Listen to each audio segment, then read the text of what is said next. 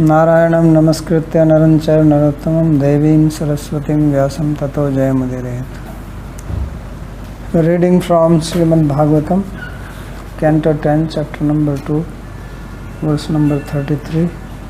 The prayers of the Devas to Krishna in the womb of Mother Devaki. In the previous verse we read that those who do not respect Krishna, they fall down even if they have attained the stage of Jivan Mukta. Yanya Arvindaksha Mukta Manini Prayasta Bhavada Vishuddha Buddhaya Aruhya Krishna Param Padam Tate Patanti Adhanadriti Yashmadangre. So now here in contrast they are speaking about the devotees. The devotees never fall down. So this says Tathanate Madhavatavaka Koche Bhrashyanti Margatvai Baddha Shauhridaha Tvaya Bhigupta Vicharanti Nirbhaya Vinayakani Kapam Murdhashu Prabhu. So Tatha means like that, like the Gyanis which were described in the previous verse. So like that the devotees who are called here as Tavaka, those who belong to you, na kvachid bhrashyanti, they never fall down. So it's a very clear statement that there is no fall down. What can be more clear from this? And this is a talk about devotees here in the material world, what to speak of those who are in the spiritual world. There is no question of falling down for them. So, and the reason why they don't fall down is Baddha Swahida, because their hearts are tied to you and they don't fall down. These are not perfected devotees. There says Margat, means they don't fall down from the path, which means they are still on the path, which means sadhana bhakti. So they don't fall down from the path of bhakti in their practicing stage. Margat tvai baddha shohida tavakaha tena kvachid bhrashyanti. So kvachid means never ever. And tvaya abhigupta vicharanti nirbhaya. Being protected by you, they fearlessly live here in the material world. They don't have fear because Krishna is the person whom fear personified is fearing. So bhaya vibheti swayam bhayam. Yam vibheti swayam bhayam. Vinayakani kapam murdhasu prabhu. And if at all they have some obstacles on their path, then they step on them. So this is the statement of the Devas. Nanu jnaninaeva kevalam kim iti akshipyante. Bharata Indradyumna Chitraketvadi drishtya bhaktapi akshipyantam iti ahutat. So the Purvapaksha or objection is raised that why are you now criticizing the Gyanis that they fall down, patanti adha. So what about Bhaktas? They also fall down, so why don't you speak about them? And he gives the example of Bharat. He fell down. Indradyumna, he was king, became elephant. Bharat became deer, and Chitraketu became Vritrasura. So these are glaring examples of devotees also falling down. So why you don't speak about them? So the Devas speak this verse in response to that. Tatha na tavakate, tatha na te madhavatavaka kucha. So yatha vimukta manino adaha pathanti tatha tavaka margat bhakti yogat na bhrashyanti. Just as these jnanis who think that they are liberated and they fall down, when they have aruhya krishna param padam tata. They fall down even from the state of parampada where they are considered as jivan mukta, even they fall down. And these people have not reached yet parampadam. They are only on the marga, so they don't fall from there. So marga here is bhakti yoga. And kimut mrigyat tvatya. So marga means path, and path has a destination. So mrigya means that which one is trying to achieve or reach or search. Destination. Yes. So that is you, Tvatta, Krishna. Means once they have reached you, then there is no question of them coming down. Yet gatvana nivartante tadham paramam mama. So they don't come down from there. Yadi va bhrashyanti tadapi tvai baddha shahida eva bhavanti. And he says that even if we accept that sometimes they fall down, still their fall down is not like them, like the jnanis. Why? Because their hearts are tied to you, baddha shahida, or they are bound to you by friendship.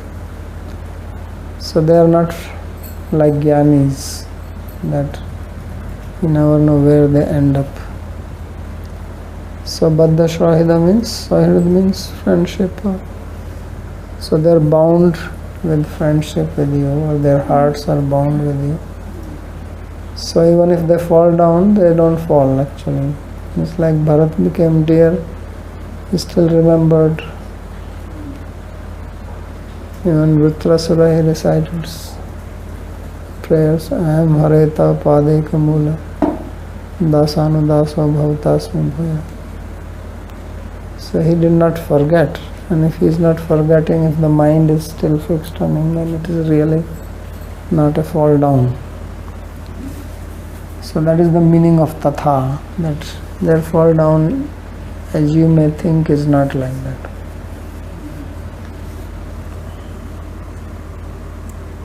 Chitraketu Bharata Indradyumnadinam Bhranshe Sati Vritraditve Premnah Shatkuni Bhav Darshanat.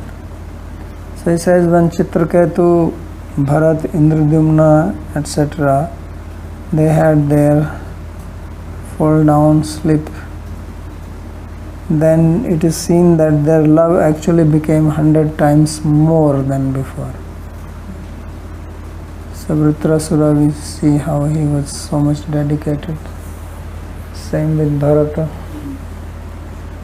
So therefore they may appear that they have deviated, but inside they are actually more fixed now. So therefore bhaktanam bhranshopi premadhikya hetureva drishta. That the outcome of their fall down is also results in more love for Krishna. So therefore it is not fall down like the jnanis. Yadva tathana bhrashyanti yato bhrashtatvepi tvai baddha shahida. Or even if you consider that they fall down, then they don't fall down like the jnanis, because even as fallen, they remain fixed in Krishna. Tvaya baddha shahida. Na me bhakta pranashyati iti pratyagyatavata mamopkarishyati eva mat prabhuna mayam mamayam bhransha krita iti tvai dridha visvasta matayah. So what the devotee thinks, that when he has a fall down like this, then he remembers that Krishna says Name Bhakta Pranashyati Kauntaya Pratijanahi Namal Bhakta Pranashyati, that my devotee does not fall down. So then he thinks that he is putting me in this situation and by doing that he is doing good to me. He is doing welfare to me. He knows what is best for me. So therefore they remember him more than before. So mat prabhuna mamayam bhransah krita, that only to do good to me my Lord Krishna has done this for me. So they do not lose faith, rather their love increases. Iti tvai dridha viswasta mataya.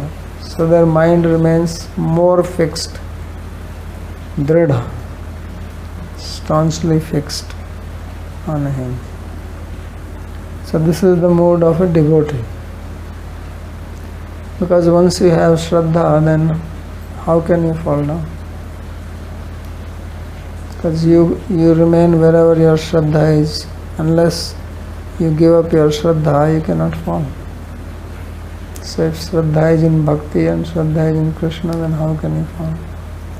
Even under some circumstances you may behave in an immoral manner or irreligious manner, but inside you still remain fixed. You cannot deviate, because that's what Shraddha is.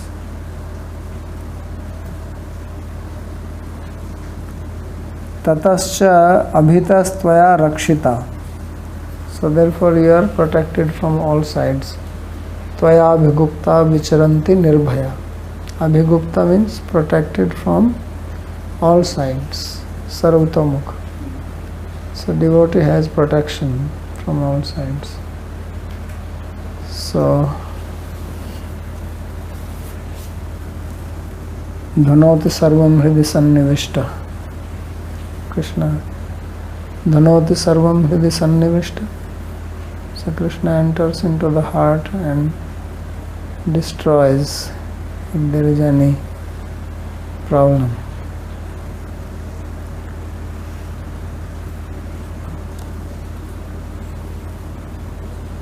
So Vinayaka nam Vignakari nam Anikani stomaha Tani panti ye tesham murdhasu vicharanti.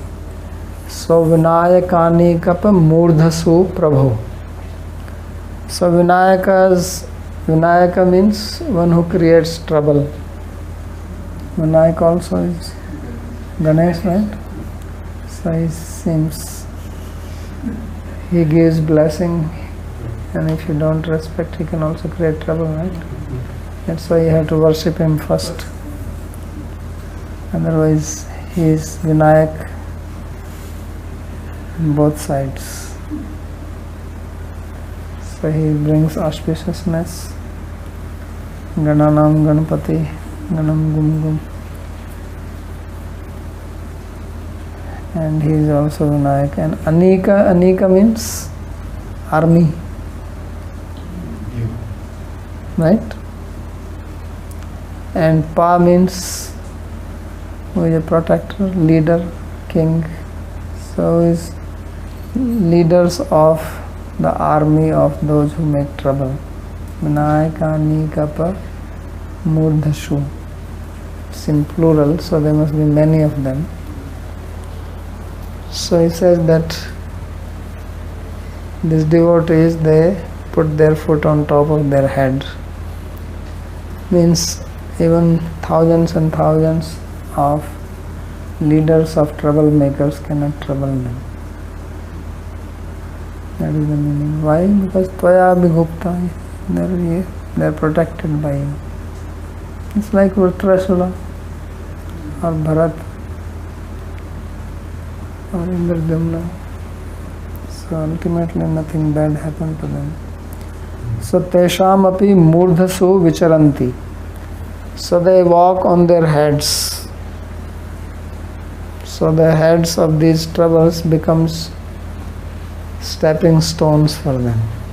Go from one to another and progress. Right? If there is a lot of mud because of the rain, in between some stones are there. So you put your foot on them and you go away. In the normal season, those stones may be troubles because you can stumble on them, right? But now when it's raining, then they become your steps. So these troubles become the steps for them to progress. The meaning is that when some trouble comes to us in our life, one is that we can take it as a trouble and become depressed and sad and criticize this, criticize that. Other is that when trouble comes, then you see that actually this is an opportunity to move. So every crisis is also an opportunity. So some think of the crisis and other thinks of this as an opportunity. So this is what is being described, that these are troubles, vinayaka nikapa, right? They are the troublemakers, but these are also opportunities, because when troubles come, then you become more attentive, more alert, and more alert means you are progressing, and that's the whole progress. If everything is cozy and comfortable, then you may become lax. So when trouble comes, then you are more fixed, you become alert, more careful, more aware, and that's how you advance. So then that awareness becomes your permanent characteristic. So that's how the devotee sees it. Satan abhibhavanti ityarth. The meaning that they are walking on their head means that they subdue them. They are not subdued by the troubles, but they subdue the trouble means they conquer over it, and conquering over means then you progress. So now once you have faced one trouble, then that trouble is not going to scare you anymore, because you know that I can take care of it. And then another bigger one comes. Right? So that's why you see the big devotees, they faced big troubles. Because small ones are not trouble for them. Yadva tacharanaste api bhaktya swamurtsu dharayanti. Or it can be seen that even these troublemakers, they fall at the feet of the devotees from far and say, please bless us. And they don't come near them. As Yamraj told his Yamdutas, don't go near devotees. These are dangerous people. Everybody says that you should have sadhu sangha. Yamraj is the only one who says don't go near sadhus.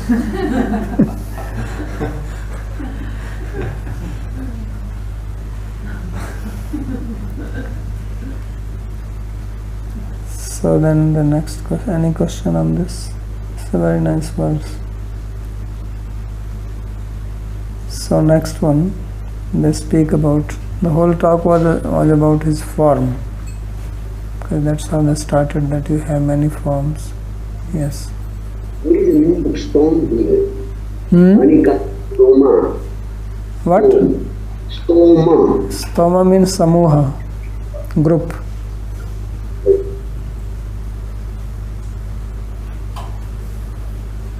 Yes. Just one small question. Here when it says Brashyanti Margahat, or leave the path or fall from the path, then to equate that with falling down, so to speak. And then sometimes we hear in popular modern day speak about devotees quote unquote falling down in the sense of not sustaining the vows that they made, or not keeping up with some maybe more formal aspect of the devotional process, but still remaining on the path. So I'm just clarifying if that's another usage of the phrase. Yes, main thing is that whether you have given up the path within your heart. Otherwise there are people, some thief can also come and join and be in the ashram. And externally he can do everything, going to Mangalarti, Kirtan, doing japa, but inside he is looking for an opportunity to steal. So he is not on the path, although he looks like.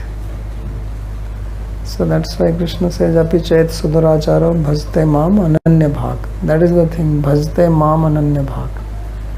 That he is engaged in bhajan, and ananya means without any duplicity.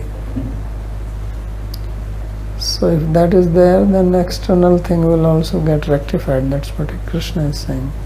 So falling down actually is when you give up the path, means you don't follow from inside.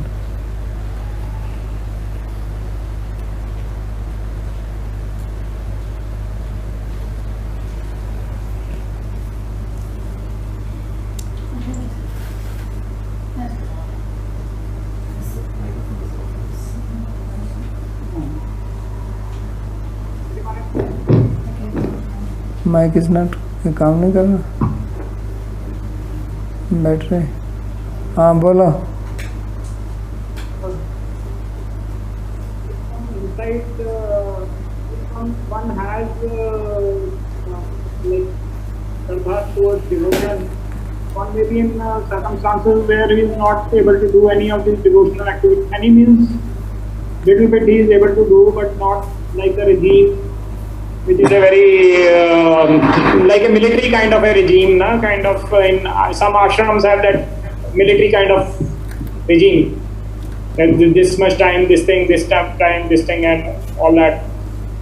But then the argument is given: if you are having devotion inside, then you will also automatically accept this militaristic regime also.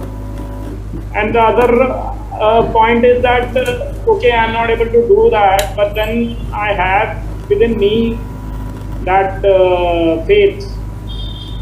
So now how do we make a balance between these two, like what I can do externally and what I have internally? So what do you mean by balancing? Balance in the sense, do we completely go what I have internally, or do we just focus more on what I can do externally? Yeah, but you have to understand what is bhakti. Externally you are saying you are doing it by force, so how is that bhakti? So there the argument is given: if you are... Argument is alright, but what is the definition of bhakti?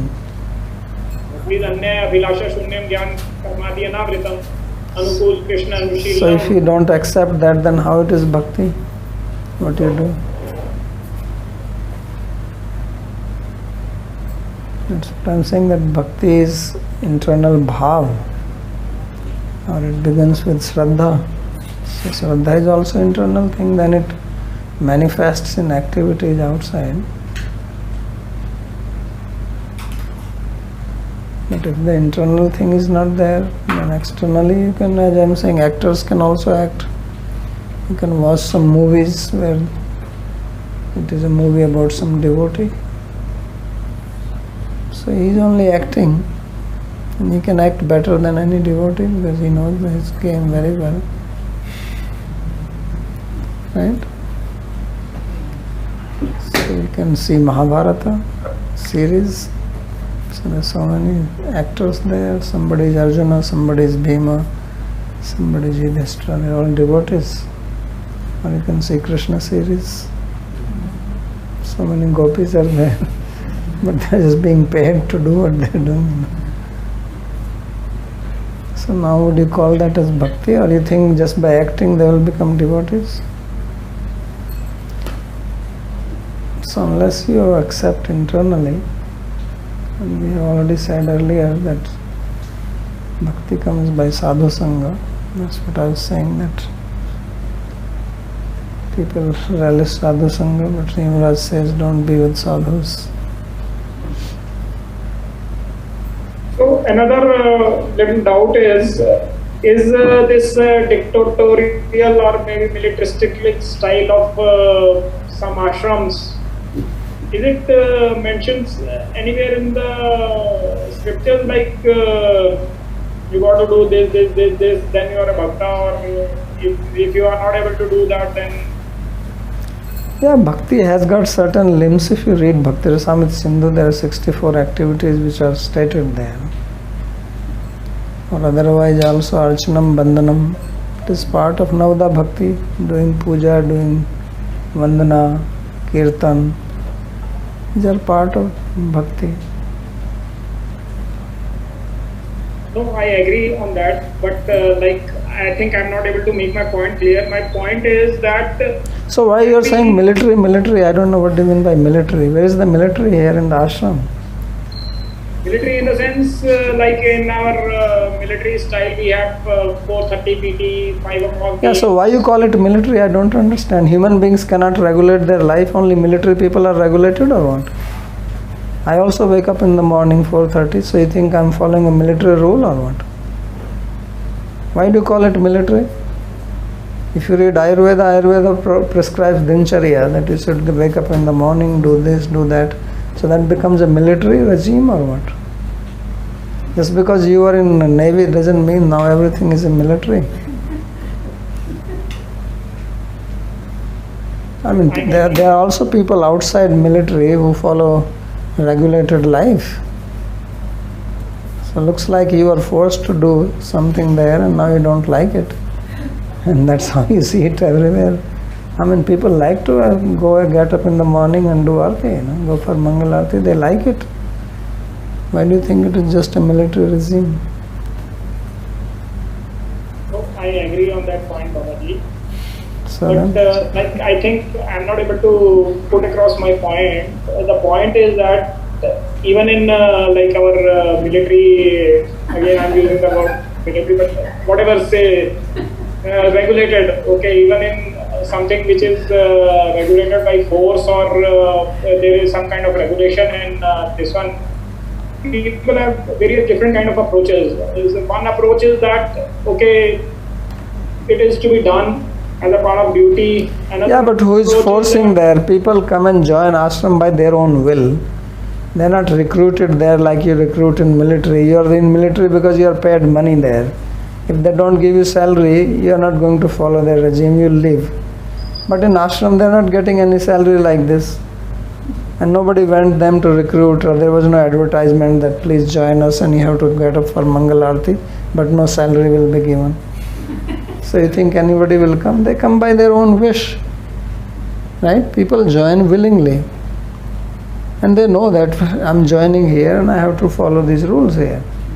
It's not that they are in ignorance, they don't know about it. Right? It's not that suddenly you join the ashram and then next day you're told, look now, we are telling you. We didn't tell this, this is the secret. Tomorrow morning you have to get up at 4 o'clock. Take bath and 4:30 be in the temple. It's known to people in advance. So they join by their own wills. And they're not getting any monthly salary for that. Yeah, that point also I agree, Babaji. But like one final point which I am trying to make is that can one kurta fit all? Because even in military, this leadership and management, it is now being realized that one kind of shirt doesn't fit all. Well, shirt may not fit all, but I'll tell you one thing, that dhoti and kurta,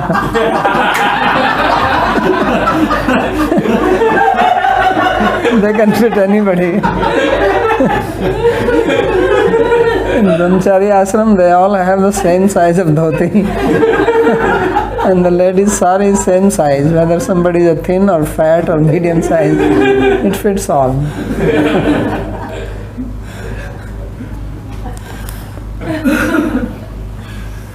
Okay. So sattvam vishuddham shrayate bhavan sthito sharirinam shreya upayanam bapuhu veda kriya yoga tapah samadhibhi stavaranam yena jana samihate. So they are saying that sattvam vishuddham shrayate bhavan sthito. Sharirinam Shreya Upayanam Vapu.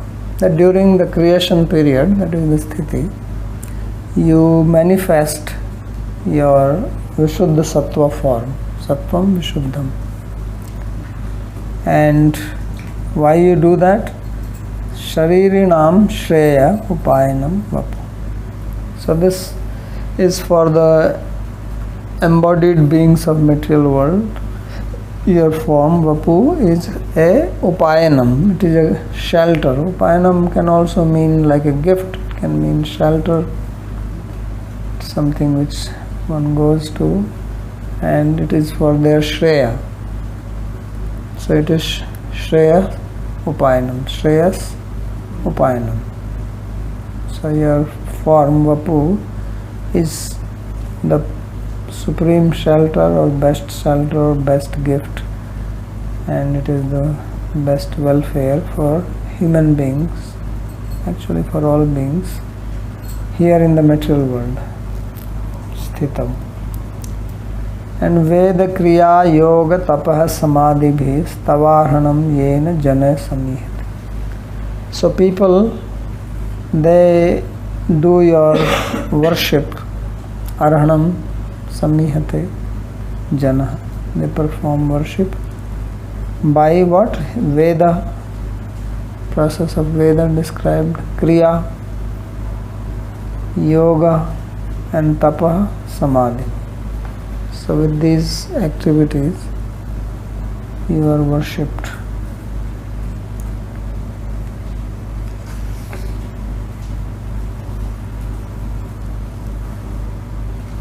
So tadevam bibharshi rupani yati anena shuddha sattvatmakam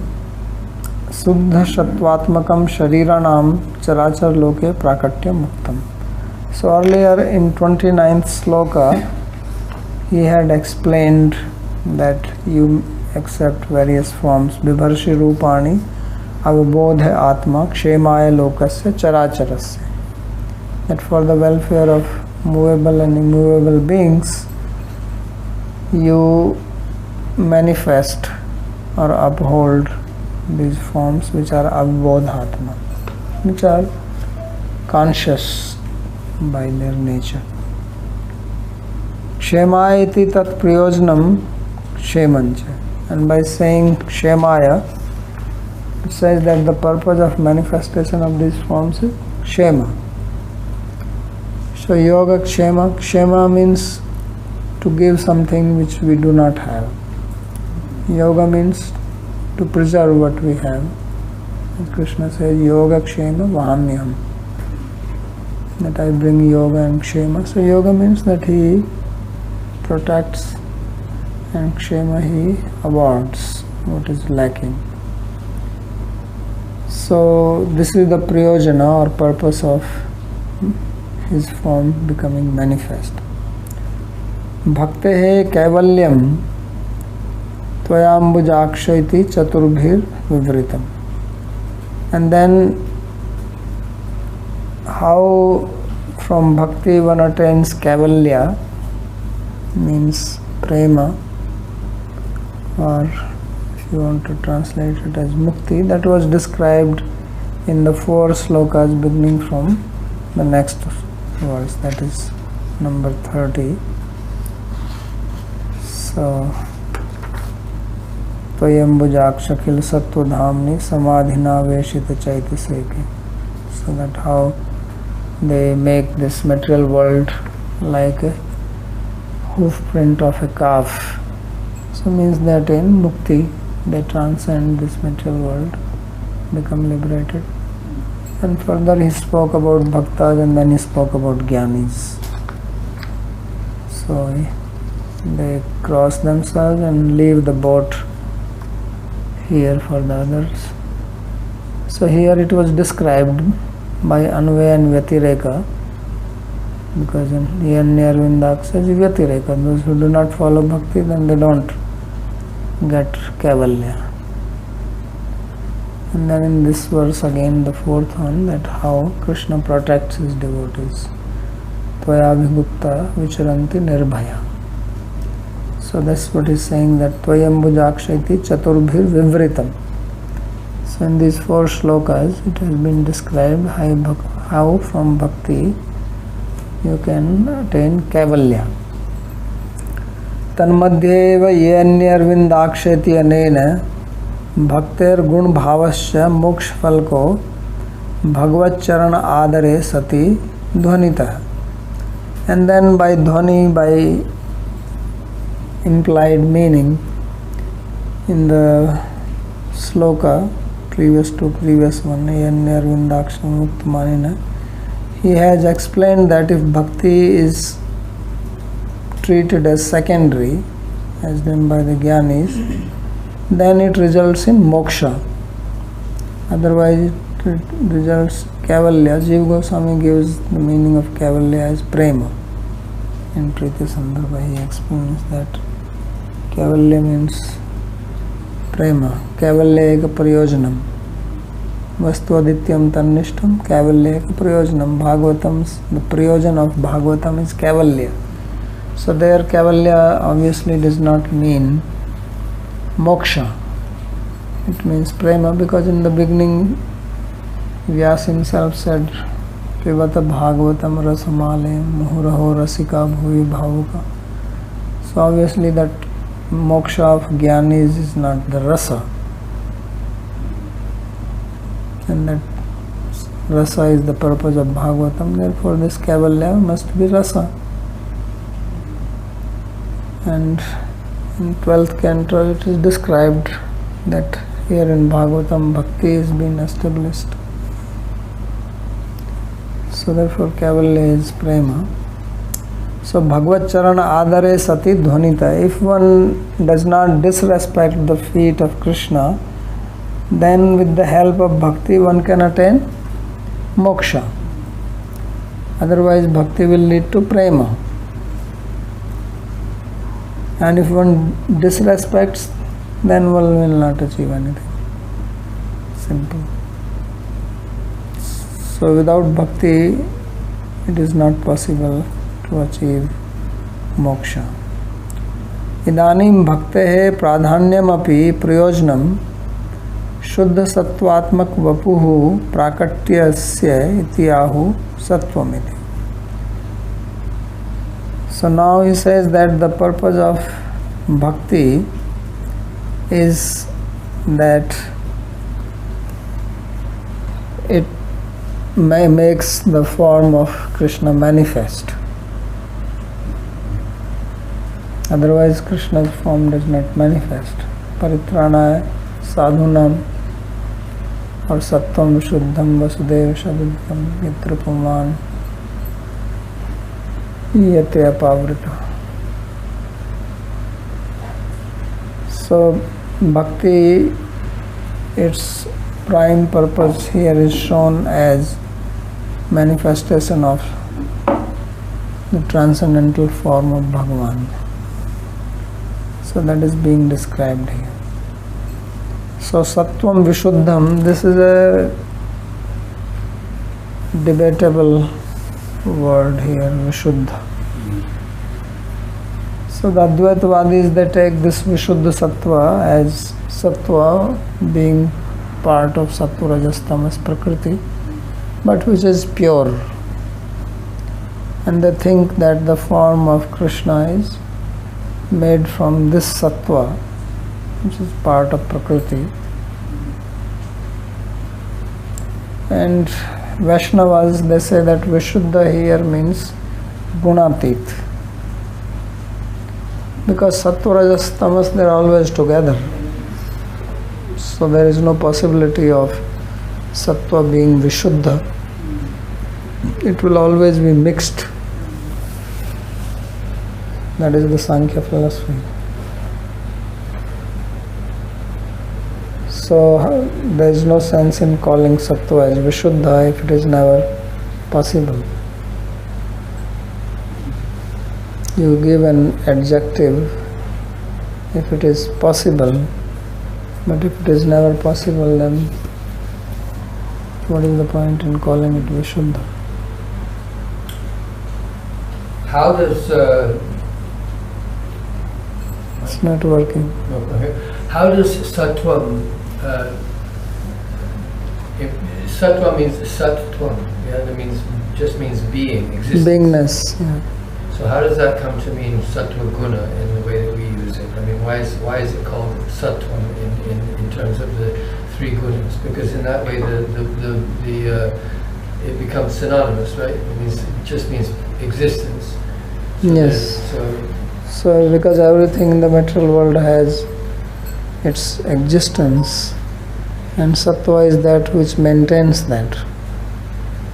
Rajas is action, and tamas brings destruction or covering. So sattva is which keeps, which maintains. So therefore it is called sattva. Only thing is that here in the material world it is material, means it also undergoes transformation. And in the spiritual world it is not. if it has sattva, then Because how here in the how can it be mithya? How can the Advaitavadins say that the material world is mithya? if it So has that's why they sattva? make that there are three types of satta. See, this is their clever way of explaining.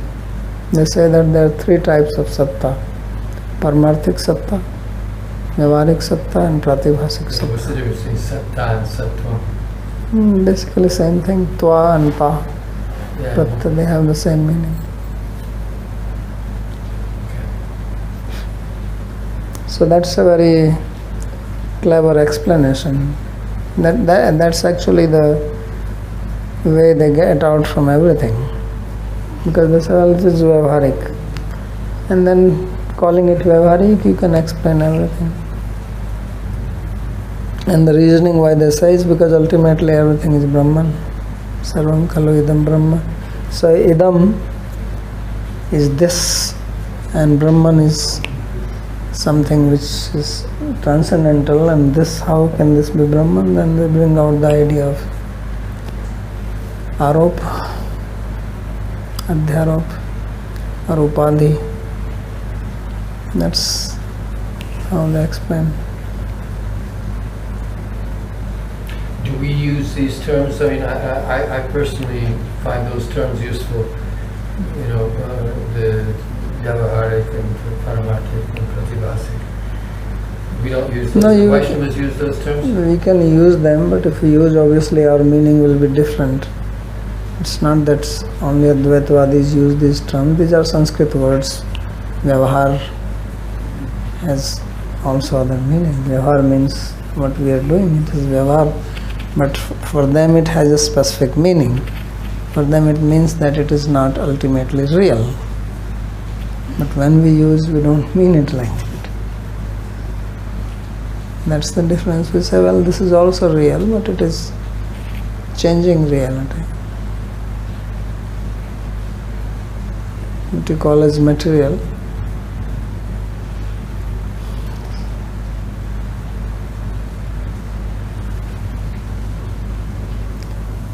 So sattvam vishuddham shrayate bhavan sthitau.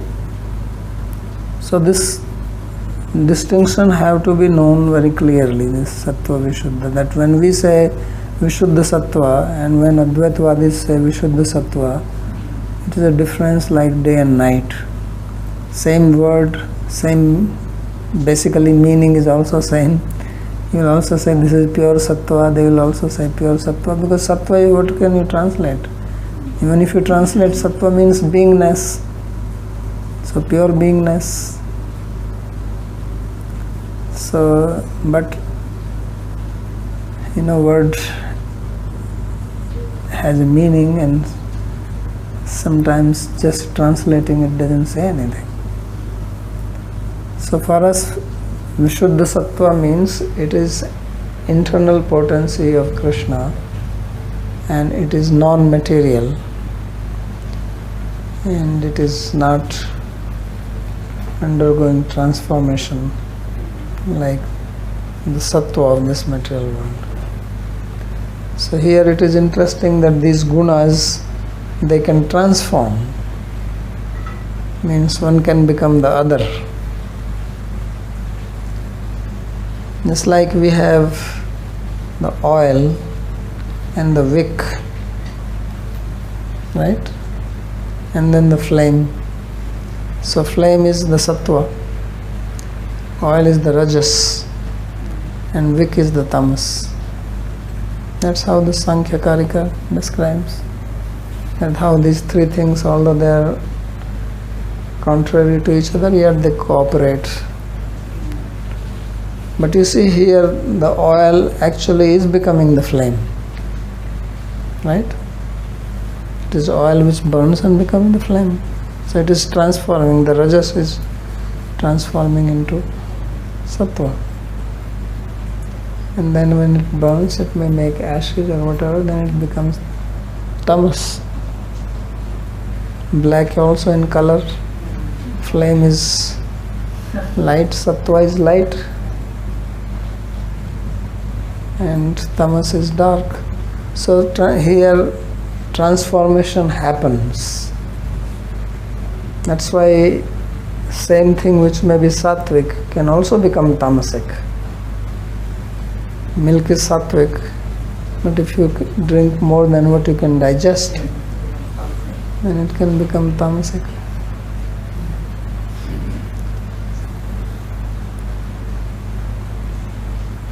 So this Vishuddha Sattva is different.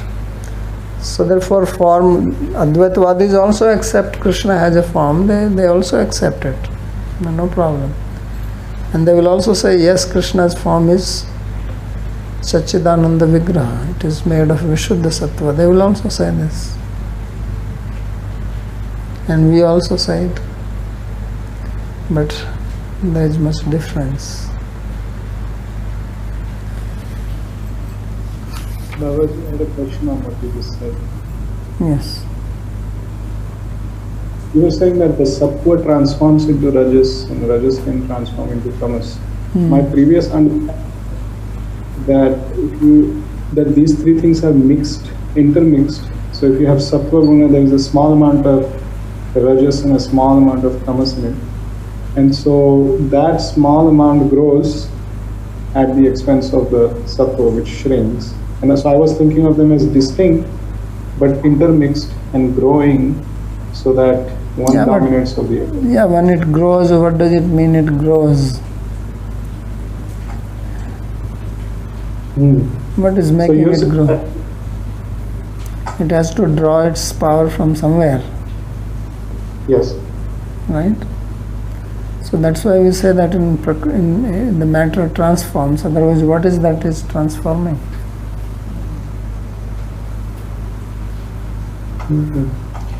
So the sattva itself, that substance is becoming another substance, which is rajas. Yeah, that's what Sankhya says. The Sankhya very clearly says that there is two types of parinam in Prakriti. One is called Sadrish Parinam, other is called Visadrish Parinam. So Sadrish Parinam means similar Parinam, similar transformation, which means Sattva is transforming into Sattva only, Rajas only into Rajas, and Tamas into Tamas.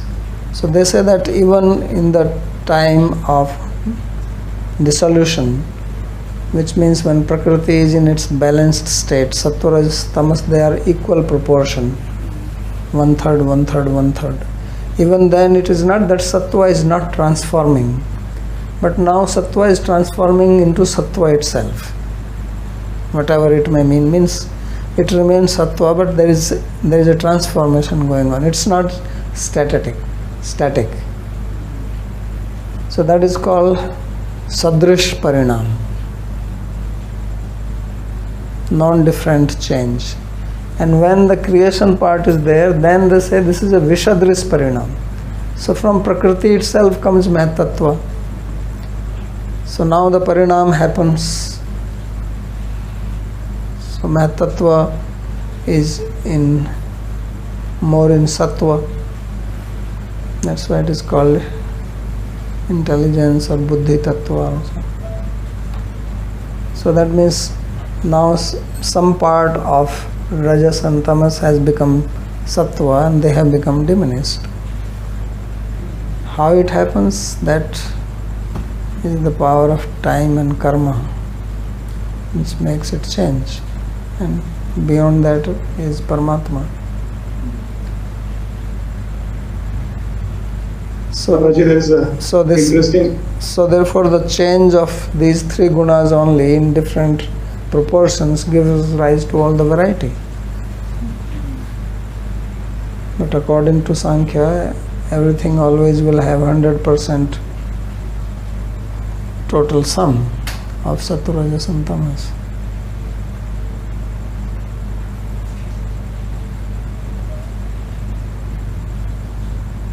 I was saying that there is an analogy here with chemical reactions. So if you have A going to B and B goes to C, and each of those changes are reversible.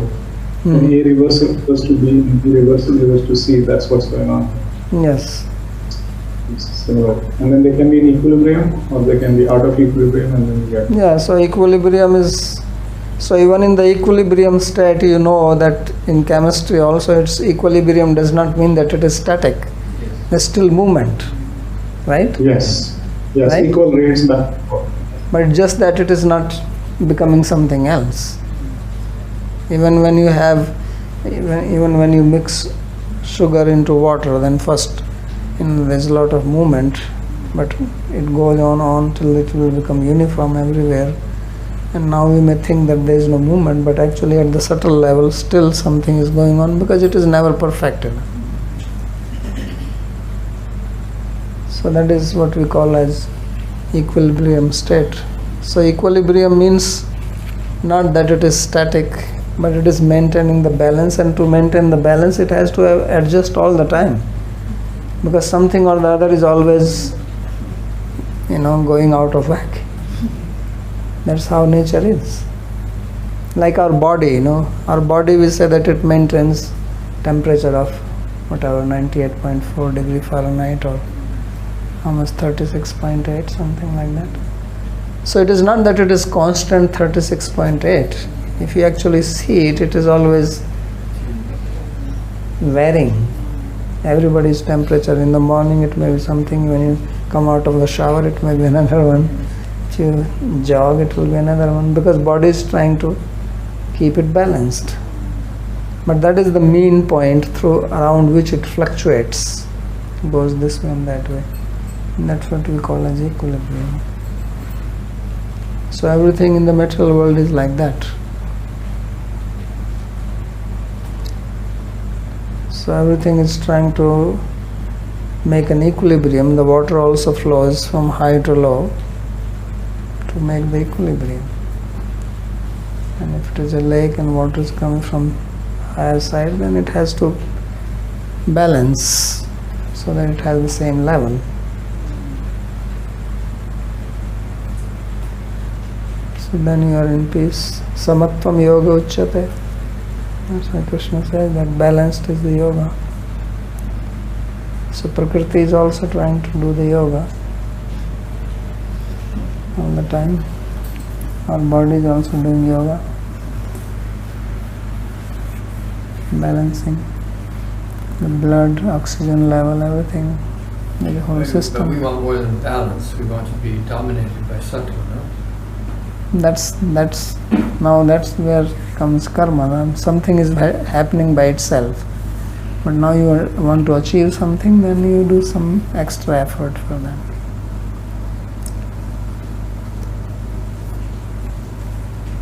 So therefore he says Vishuddham Mayatitam.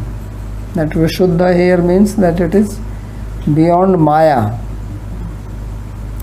Sattvam Chinmayam. And Sattva means Chinmaya. It is conscious Sattva. The material Sattva is not Chinmaya Sattva. It is Jada. Means this Sattva does not have consciousness. It does not have awareness in it. It cannot feel. But that Sattva is aware. Now this is again very difficult to think. That means it has a personality. So ultimately there is nothing impersonal. That's why they say that Vaikuntha Dham is also like a person. It can manifest and manifest everything. That's why we say that Krishna's senses are also, they can function like as if they are beings. His chakra, Sudarshan chakra, everything, it can come to him, it can stay quietly, it can also go by itself like it was running behind Ambarish on this Durvasa Muni. So how can it do that if it's not a living being and thinking? So this is the characteristic of Chinmay. So they can act like non-Chinmay, but if the need is there, then they can also come up with their other factors, become manifest. So Vapur Bhavan Shrayate. So this is how you manifest. Shrayate here means that, although it simply means take shelter, but means manifest here. Kidrisham Sthitau, when in the Sthiti, Palan Samaye, Shresham, at the time of creation, this maintenance period. Shresham up adhikyena ainam praptiriyata. So from this form, one gets the supreme Shreyas, supreme well-being. Shreya eva ahu vedadibhi. So what is that Shreya? Vedadibhi chaturashram dharmaisa arhanam ihate. So it is worshipped by the 4 ashram dharmas. So this Ved, Kriya, Yoga, Tapa, Samadhi refers to Brahmacharya, Grihastha, Vanprastha, Sannyas. Yena vapusha, vapusho anashrayane arhana asiddhe. Without taking shelter of body, then it is not possible to worship, and then it is not possible to get the result. So Veda refers to Brahmachari because they study the Vedas, and Kriya refers to Grihasthas. Kriya refers means doing yagya, etc. And Yoga, Tapa, that is Vanprastha, and Samadhi is Sannyasi. So these are the dharmas described. Kriya Yoga, I think, is taken together as one. Okay, I Veda, think Kriya Yoga, Tapa, Samadhi. Okay, we'll stop here. Babaji, pranams. May I ask a question? Yes. Babaji, very long time ago, I read this book by Swami Shivananda of Rishikesh. So he was saying that as if one does dhyan and one mind becomes sattvic, one starts seeing devatas. Yes. Devatas, he lumped Sri Ram, Sri Krishna, like every devata. Yes. The question is that if that is his experience, then is that experience Shastra experience? Like how do we explain it? And I've also heard people saying that they have done dhyan, they have seen some Devi, and they have never worshipped that Devi before. Yeah, so we already described that if these people have some devotional attitude, then by the process of, by the grace of bhakti, it can manifest in their sattvic mind. But they think that it is only coming because of the sattvic mind.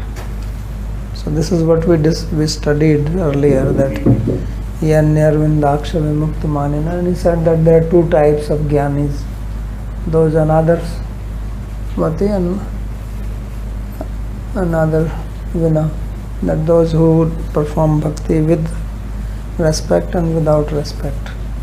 So those who do with respect, then they can have, like Sivananda, he was also talking about bhakti and japa and nam japa.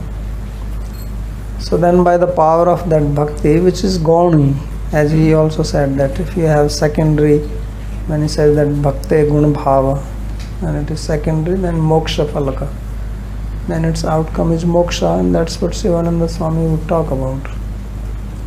So then such yogis would have experience of devatas or moksha by the grace of bhakti.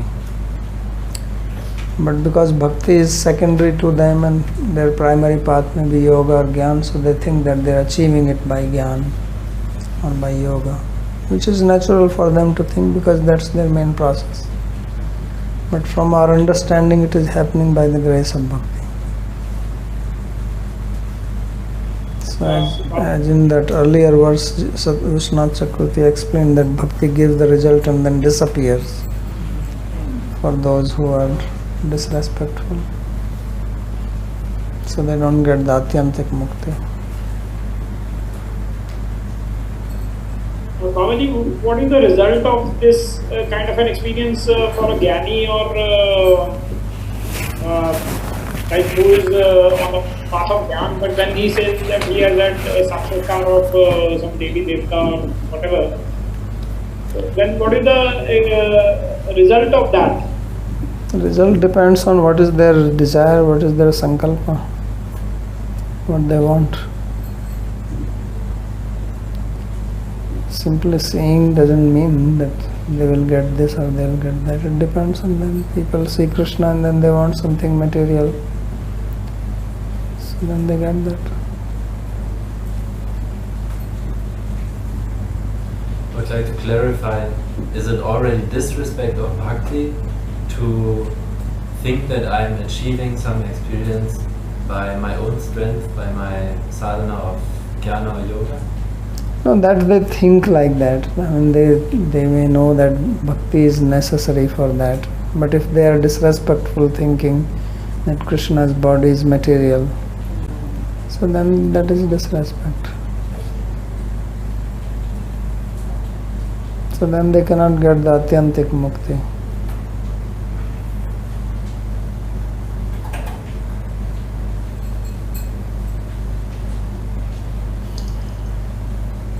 Dear Babaji, Yes. Babaji, I have a question.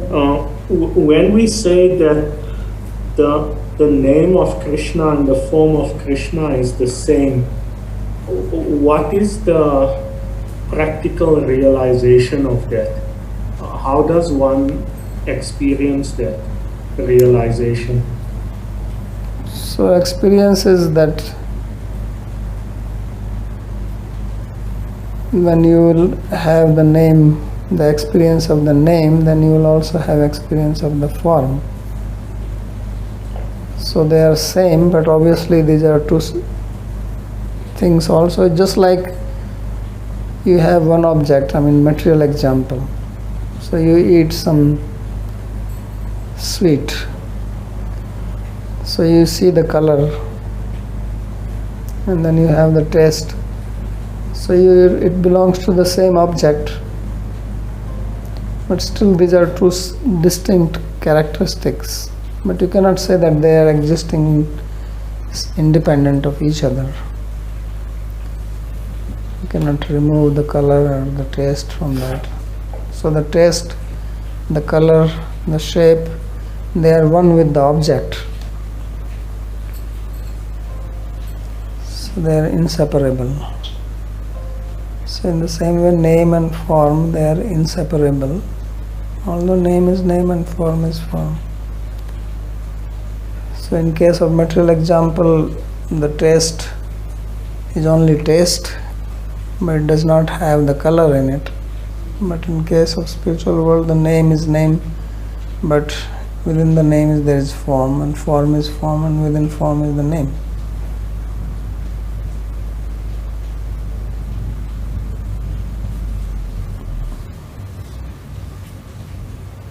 Babaji, please can you repeat your last sentence that there are in the material world example, these are two distinct features, but their name is form and form is name?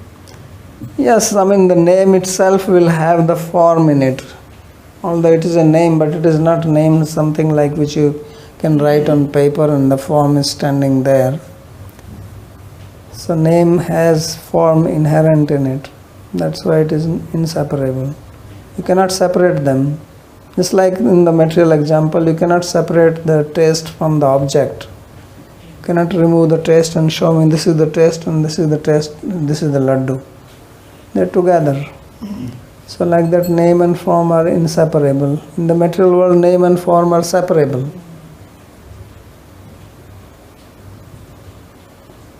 So therefore, through the name you can have the form.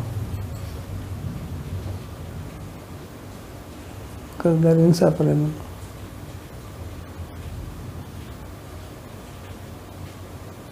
Dear Babaji Maharaja, Namastubyam, there is an assumption according to which there were actually two appearances of Shri Krishna, one in Mathura and another one in Goloka, and this assumption seems to be based on Jayatiti Adhikam Janmana Vraja verse from Gopi Gita, and the proponents of these assumptions say that Gaudiya Vaishnavas do not consider that Krishna to whom the Devas offered their prayers to be the original Krishna, but they say that it was Vasudeva Krishna. So is it, does it have some scriptural authority or power? Well, you yourself are saying scriptural authority, that it is in the commentary of Janmana Vraja. So it will come later on. That when Krishna was born in Mathura to Devaki, he was also born to Yashoda. Because he is also called Yashoda Nandana. And Nandastu Atmaja Utpanna Jata Lado Mahamana is called Atmaja of Nanda Maharaj. So Atmaja means born from him, or as Brahma is praying in the very first verse, Pashupanga Jaya, that you are born from the Anga of Pashupa. Pashupa means Nanda Maharaj here. So from these words, these are the scriptural references. From there, if you go to the literal meaning, then it appears that Krishna is also son of Nanda Maharaj, and not just that he was transferred from Vasudeva by Vasudeva, but he was there. So they say that he was also born along with the girl, and when Vasudeva brought Krishna from there, Mathura, then they merged together. So this is the whole idea of three Krishna, Krishna of Vraj, Krishna of Mathura, and Krishna of Dwarka. And this is a prominent concept of Gaudiya Vaishnavas.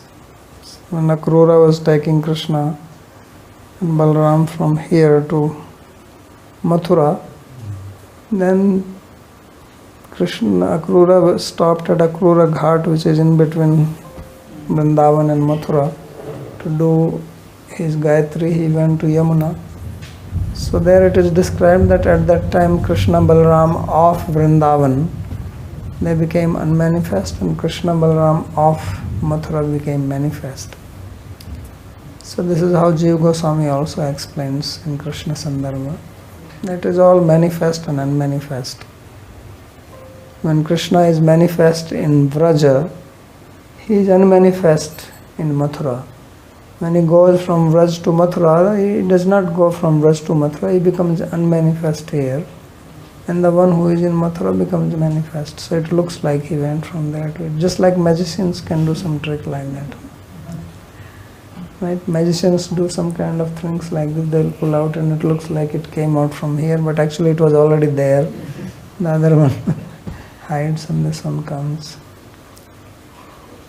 So this is from the rasa point of view. For ordinary point of view, it's okay. It's only one Krishna born to Vasudeva goes to Gokul.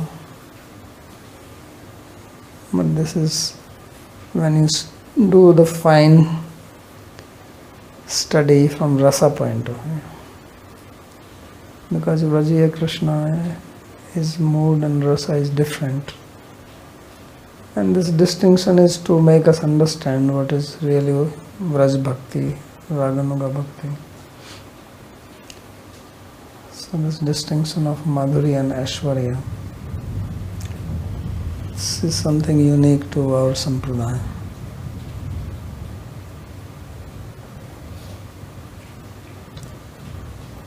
Okay.